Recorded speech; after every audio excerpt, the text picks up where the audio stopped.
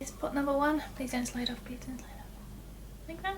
And this is not bad for not having had any practice for a very long time.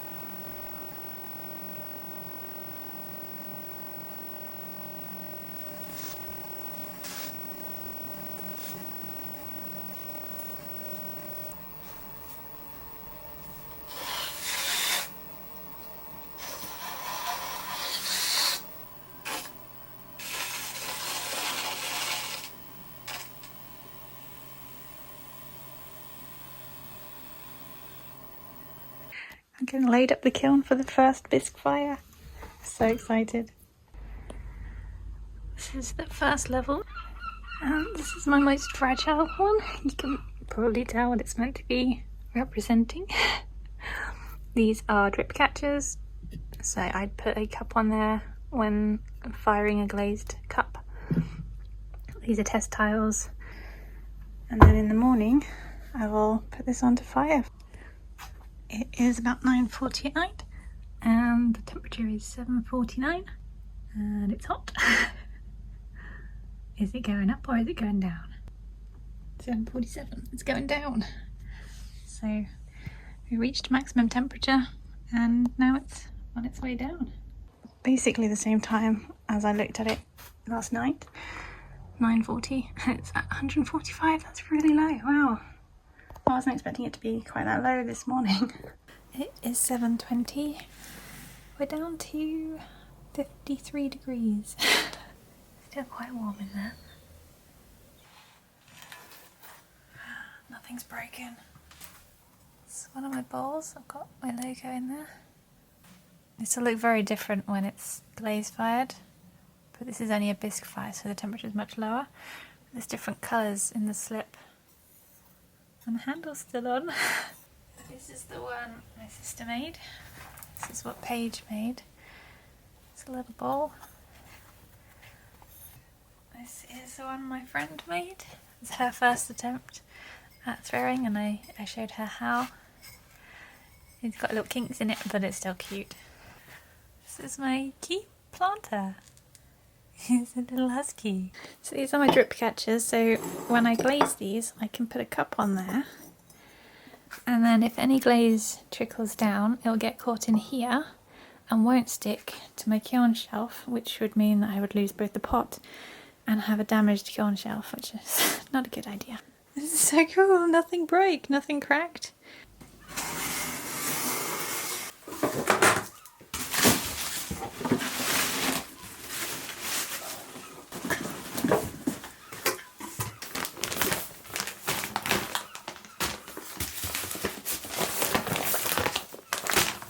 Some glazing tongs, some tongs, sponge on a stick, and these are 2 plate moulds, so I can form some plates over this. So this would be a dinner plate, and this would be a sandwich plate. I don't know what they're called. I'm going to prepare some glazes. I've got 4 different colours here. That's the colour of the glaze. I have to wear a mask for this because you don't want to breathe in any of the powder.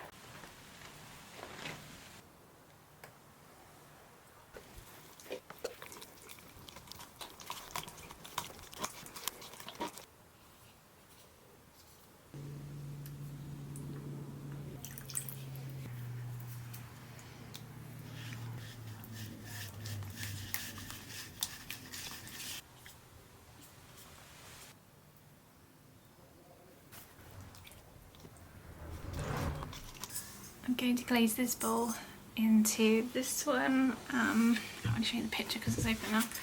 It's called Ischia. The bottom of the bowl has been waxed so that the glaze doesn't stick to it, and I put a bit extra in my logo there because you don't want glaze to get stuck in the recesses because it's really hard to get it out. I've sanded over any rough patches and used a damp cloth to remove any powdery residue that the glaze wouldn't stick to. All the glaze powder sinks to the bottom, so you need to mix it up first.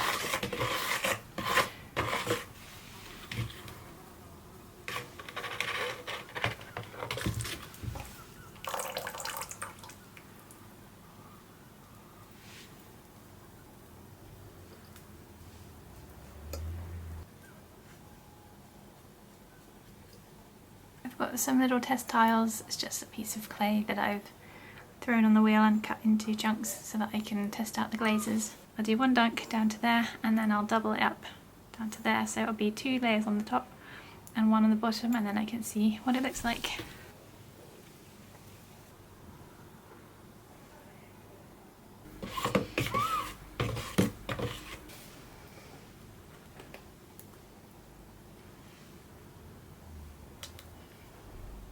This one is just plain black.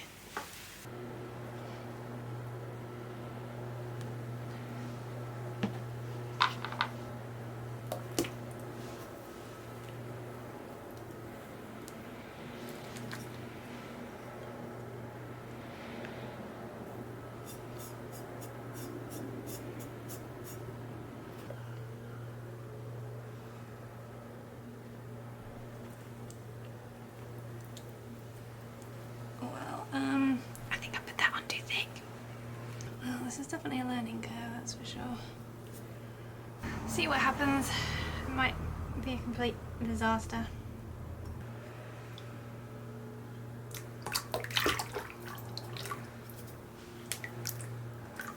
That went all over the handle, didn't it?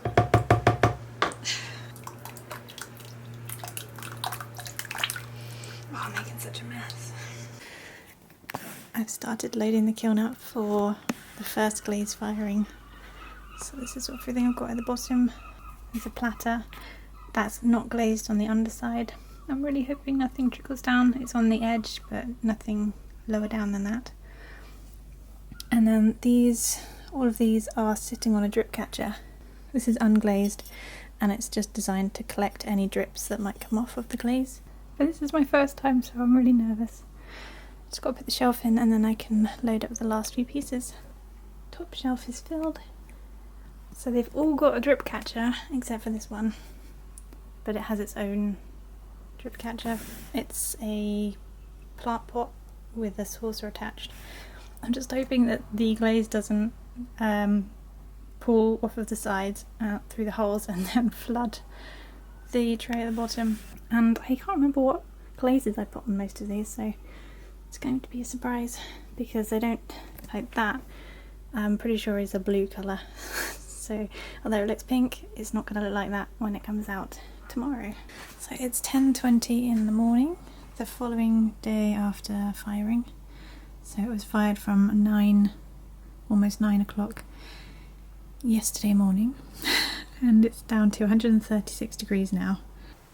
I can already see that the glaze on the mug, the glaze was really thick and it hasn't melted fully. Possibly because the temperature was a little bit low, possibly because it was just on too thick. I've got some heat-proof gloves because these are definitely going to be too hot to pick up with bare hands right now.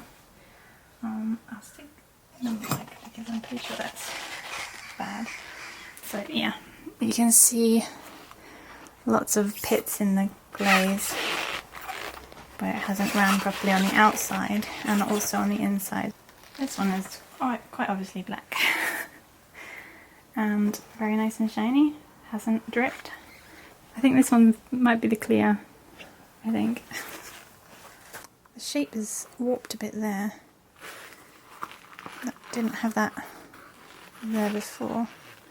That's so different. You look at this side and then turn it around and then that side. Colour on that. Well, that definitely dripped down a bit. Oh. It's attached to the cookie, but there's no glaze that's dripped down. Okay. Don't know how that got stuck, but I think it actually got stuck. Yeah, it got stuck in the foot ring because I somehow managed to cut them exactly the same. I love it. Oh, that's so good. This one I'm pretty sure is blue-red. Oh, and that's so good. You can touch something with a finger. I'm not gonna look. Okay, nothing fell over. That's good. Oh no, it's attached to a cookie. Did it drip? It didn't drip. It's black on the inside. Let's see if I can detach some. Yep, it didn't drip. I'm not sure why it's stuck, but it stuck a little bit. you can see the different coloured slips. Ooh. So this one is the syringia purple and black on the outside, and I double dipped the rim, and it's a bit thin on the black there. I'm not too sure about the outer colour. It's very pink. This is nothing like any of my glazes. So I've got no idea what this pink is. It's very green. Did I manage to get the turquoise to work? I must have, because I don't have any other greens. It looks cute, but I don't like this pink on the outside. So again, I don't think this one has gone up to a high enough temperature to fully glaze. So this will have to be refired to make it food safe, because it needs to be glossy. It hasn't run off the edges at all, which is good. So when I do my next glaze firing, I'll pop this one back in and I will up the temperature slightly. I think I used Ischia on this bowl. It's nice, but it's still quite matte as well. So I think I need to refire this one as well. So I've examined everything. I have identified all of the glazes. It was very confusing with these ones, but that's definitely clear. That one's definitely oatmeal. That one's definitely the turquoise, because that was basically uncoated because it was so thin. So this one must be the blue-red, which there's actually a tiny bit of red on there, so this is definitely the blue-red. But on the cone, you can see it at the top there. And this is definitely my favourite glaze. So I've identified the two blues, I think. That one's got brown tones in it. So I think that one's blue crystal and that one's Ischia. This one's syringia, which is the purple, black. That's the pottery that's really, really thin. This colour at the top is what the pottery should look like. This is too thin down here. So if it's fully coated, it will look quite nice. That's the purple syringia. I'm probably saying these completely wrong. And that's what the turquoise should look like. Not that. This is a definite fail. The gloss was, the clear gloss was way too thick when I put it on. It's not fully melted inside. The temperature wasn't hot enough. That one's going to the bin. Then we have this flower pot. The glaze ran into the holes, which is what the water's meant to run out of. So I'll try and draw them out, but I don't know if it's going to work. It also didn't quite reach temperature for this particular glaze. There's lots of pinholing where the glaze sort of bubbled up. This one, again, the clear glaze isn't perfect on it, but the black is, so this is food safe and can be used even though it's tiny. This one, the potpourri looks horrible on the outside. The turquoise looks okay on the inside. This one's fine. This was turquoise on the outside, and then I think I put the blue-red on the outside as well, on the inside. So it's a coating of turquoise and blue-red. And it looks fine. I'm just going to use this to hold tools anyway.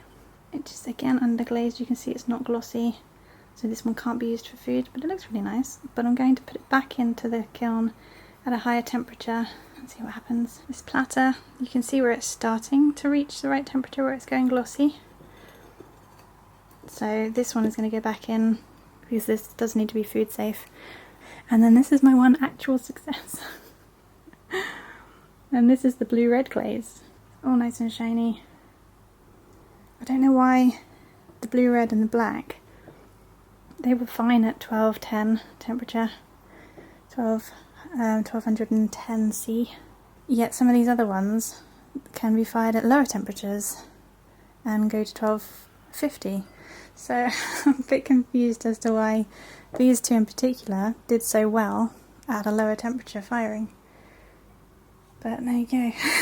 Unpredictability of glaze firing. This is my favourite glaze of all the ones that I've got. Although some of them obviously haven't reached their correct temperature, so I'm not seeing them how they should look. Going to fire the kiln again. I have a little pot in there that I glaze fired before. It's the little one with the pink on the outside and green on the inside. And I have reapplied some of the red glaze on the outside so that it hopefully won't be pink anymore. And I've changed the temperature to 1225 now. Hopefully it'll be hot enough to melt all the glazes properly. So program 2 is stoneware fire and start. That was the kiln clicking on key. Surprised you. Temperature is on 142°C, so it's cool enough that I can open it.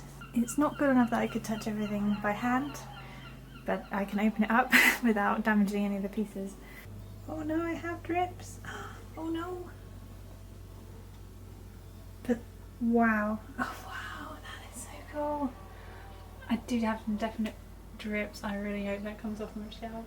Got some serious drips there. I did apply extra bat wash, which is a protective layer that's meant to help remove glaze drips. That was the only one that didn't have a big enough drip catcher. Well, it didn't actually have a drip catcher, I ran out. So it's actually on a little tri-foot prongy thingy, one of these down here. It's sat on one of those. Oh, that does look really pretty, but yeah, those drips are pretty bad. The cereal bowl is attached to its drip catcher. Is it because of drips? Is it just locked in? Oh, it's so cute! Look at him, it's so cute! This is a flower pot. Oh, I love it. Right, so this was the one that I redid. I recoated. And again, it still hasn't. It's still not done it. It's still a pink. It's gone further, so there's more shine on there than there was the first firing, but it's still not fully gone to temperature. So I think I'm going to have to fire this one on the top shelf and see what happens. This is the pot that my mum did. Oh wow, that is really cool. Trying to get the glaze off the kiln shelf. Got this and this, and I've got some goggles on.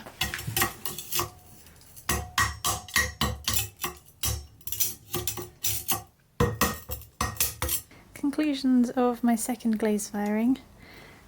Use more bat wash, so I applied 3 thick coats. The first time I wasn't quite sure how I was supposed to use it or how thick it was meant to be, and it was way too thin, and it was very hard to get the glaze off the underside of that one, so I flipped it over. And it's basically this powdery stuff which helps the glaze separate from ceramic shelf, and I just didn't have a thick enough layer. Also discovered that I marked these 2 blues wrong because I wasn't sure which one they were when they came out of the firing. I had got them the wrong way around. One's got a greenish undertone and one has a brown undertone. I thought I was glazing this one with the same glaze as this one, which has, I don't know if you can see it, you can see it more in this one. They have the same glaze, they have this brown undertone, and this didn't run, this glaze didn't run at all. So I thought I was glazing this one with the same glaze, but this one has a green undertone, there's no brown in there, so this one is definitely the other glaze, which is this one. And this one apparently doesn't like high temperatures because it ran really badly on the one pot that didn't have anything underneath it to collect the drips. So my cereal bowl is a bit too small to be a cereal bowl, but it was a tester more than anything, and this glaze just comes out perfect every time and I love it. It's so pretty. And I use the same glaze on this teaspoon rest, which is about to go into the house and be used. This was the bowl that my sister made, which has an oatmeal glaze on it. It was on the bottom shelf and it didn't quite become glossy, so I don't know if it's the temperature at the bottom shelf wasn't quite high enough or if the glaze just needs a higher temperature in the kiln. This is the pot my mum made, which has a blue slip underneath showing through this glaze, which looks cute. Then we've got this pot, which came out of the glaze firing the first time, and basically the outside hasn't changed even though I put another coat of glaze on there. And the inside's actually got worse, there's now pinholing inside. And then this is my key pot. It looks so cute. And it does look cute, and the clear glaze, although it's a bit thick in places, it's fully coated and glossy, so it's ready to use. The clear glaze seems to be fine. And then this one, which is what I finally got to work, this was the same glaze as this. So this pink tone here is what it should look like. I've got honeycomb texture on the handle, and on the inside it looks like gold. And this is the same glaze inside and out, and it looks so pretty. But that is what this should look like. But this was on the top shelf. This was on the bottom shelf. I know the coating on here is probably not thick enough, but I'm also thinking that being on a different shelf contributed to this one working. This one is actually food safe, it's nice and shiny and can be used, and this one didn't. And then this is the pot my friend made, and it looks really cool. It's got the same glaze as the cup on the inside, and then that teal that's on the inside there is on the outside here.